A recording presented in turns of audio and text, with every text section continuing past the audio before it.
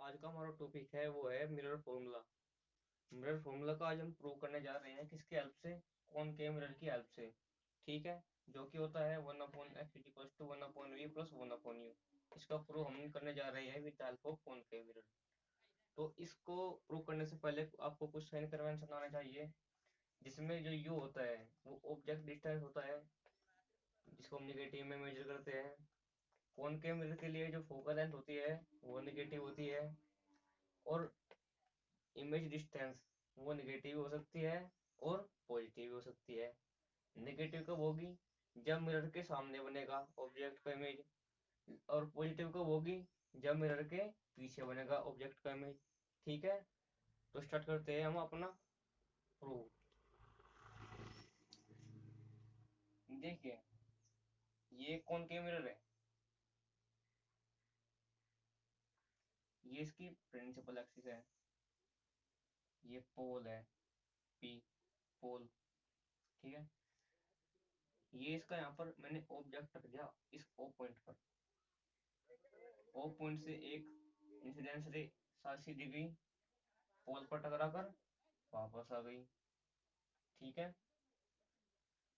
दूसरी incident ray यहाँ से चली, इस पॉइंट से टकराई एम पॉइंट पर, मिरर के रिफ्लेक्टिंग सरफेस पर। ये इसका, मान लो ये इसका सेंटर ऑफ कर्वेचर है, तो इस सेंटर ऑफ कर्वेचर से इस एम पॉइंट पर एक नॉर्मल जाएगा। ठीक है। ये एंगल थीटा है, तो ऐसे ही रिफ्लेक्टेड रे यहाँ से निकलेगी थीटा एंगल बनाते हुए इस तरीके से, तो ये एंगल भी थीटा होगा। ठीक है।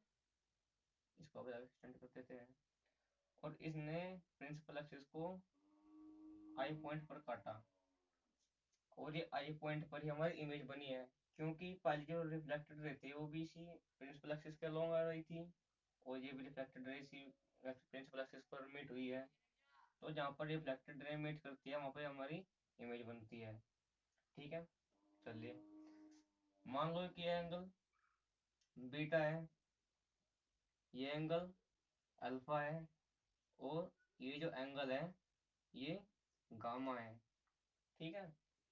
और मैंने एक एम पॉइंट से इस प्रिंसिपल एक्सिस पर एक परपेंडिकुलर डाल दिया, इसका मैंने पॉइंट का नाम रख दिया पी डैश। ठीक है। और इसको मैंने एच एच लिख दिया, इसकी जो हाइट है वो एच है। अब आपको एक चीज समझनी होगी कि अपर्चर क्या होता है। अपर्चर, अपर्चर किसी भी मिरर का एक रिफ्लेक्टिंग सरफेस होता है, कि जिस एरिया पर हमारी जो रिफ्लेक्ट इंसिडेंट रे है वो उस पर पड़ सके, उस सरफेस को बोलते हैं अपर्चर किसी भी मिरर का। अब इस मिरर का जो रिफ्लेक्टिंग सरफेस है वो ये तो है। ठीक है। तो अब देखिए कि स्मॉल अपर्चर क्या होता है। स्मॉल अपर्चर, ये एक स्पेयर था, हमने ऐसे एक कॉनकेव मिरर काट लिया छोटा सा, जो कि कुछ इस तरह से होगा। तो आप देख सकते हैं कि जो जो कॉनकेव मिरर है, छोटा सा कॉनकेव मिरर है स्मॉल, इसका जो पोल है पी, और जो मैंने इसके सामने जो पी पॉइंट है पी डैश, यहाँ पर लगभग बिल्कुल छोटी सी डिस्टेंस पर है। आप देख सकते हैं कि ये कॉनकेव मिरर है, लगभग लगभग प्लेन मिरर की तरह दिख रहा है। तो प्लेन मिरर में ये पॉइंट पी है और ये पॉइंट पी डैश है, तो दोनों दोनों पॉइंट कोइंसाइड हो गए। लेकिन ये जो कॉनकेव मिरर है तो बस थोड़ा सा ही इस इधर की तरफ खिंचा हुआ है। तो पी डैश और पी पी पॉइंट और पी डैश पॉइंट के बीच में छोटी सी डिस्टेंस है कि कुछ, तो उसको हम नेग्लिजिबल भी कर सकते हैं। इसलिए हम कह सकते हैं कि स्मॉल अपर्चर में हम पी डैश को पी भी रख सकते हैं। ठीक है। और हमारा जो स्मॉल अपर्चर में क्या होता है कि F is equal to R by two, ये आपने पढ़ाई होगा कि फोकल लेंथ ये होती है ना हमारी, वो रेडियस ऑफ कर्वेचर की हाफ होती है। समझ में आएगा बात? तो अब आप देख ले यहाँ से, ये हमारा एक ट्रायंगल बन गया O P M, triangle O P M. इसको मैं पी डैश भी लिख सकता हूँ, पी भी लिख सकता हूँ, क्योंकि मैंने अभी बताया कि स्मॉल अपर्चर में पी डैश पी पॉइंट एक जैसे ही होते हैं।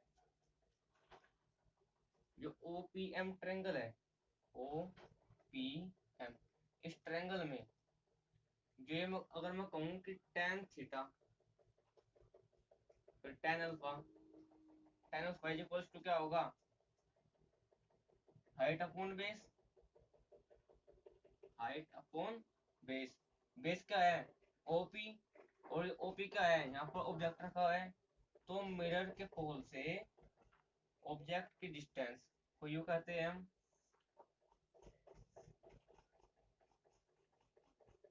और यू को हम क्या रखते हैं निगेटिव में, क्योंकि कौन के मिरर है, वैसे भी ऑब्जेक्ट की डिस्टेंस मिरर से निगेटिव में दी जाती है।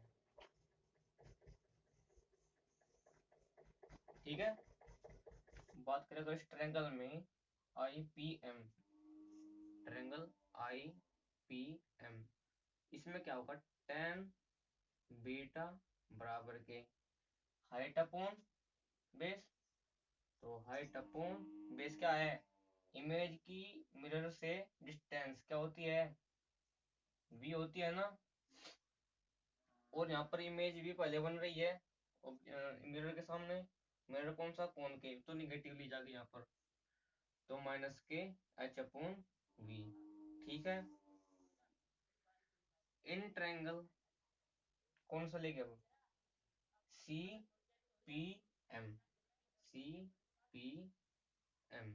ओके, इसके अंदर जो गामा है ना, tan गामा किसके इक्वल होगा, हाइट अपॉन बेस के। बेस यहाँ पर क्या है, आर है, रेडियस ऑफ कर्वेचर, क्योंकि सी क्या है, सेंटर ऑफ कर्वेचर है हमारा, तो लिख सकते हैं इसको हम are minus K H upon are. अब यहाँ पर माइनस को आया कि जो रेडियस ऑफ कर्वेचर है ना, वो भी पोल से नापते हैं सेंटर ऑफ कर्वेचर की तरफ। ठीक है, तो जो हमारा सेंटर ऑफ कर्वेचर है ये निगेटिव डायरेक्शन में होगा, तो आर को भी निगेटिव लेना पड़ेगा, तो इसलिए हमारा tan गामा होगा माइनस के एच अपॉन। तो हमने देखा कि हमारे tan alpha minus K H upon U, tan beta minus K H upon B, tan gamma minus K H upon R होते हैं इस कोण के मिरर के अकॉर्डिंग। ठीक है, आगे हम कॉन्वेक्स मिरर की हेल्प से भी हम इसको प्रूव कर सकते हैं, वो हम अपने अगले लेक्चर में दिखाएगा करके आपको। तो देख सकते हैं आप कि ये जो हमने मिरर लिया है कॉनकेव, वो स्मॉल अपर्चर का लिया है, क्योंकि हमारे सिलेबस में स्मॉल अपर्चर के ही क्या है, हमारे एप्लीकेशंस होते हैं। ठीक है, ये स्मॉल अपर्चर का है हमारा कॉनकेव मिरर, इसके प्रिंसिपल एक्सिस।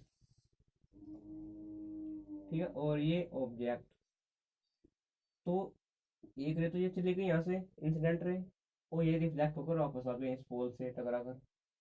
दूसरी रे यहाँ से निकलेगी, यहाँ पर टकराएगी एम पॉइंट पर।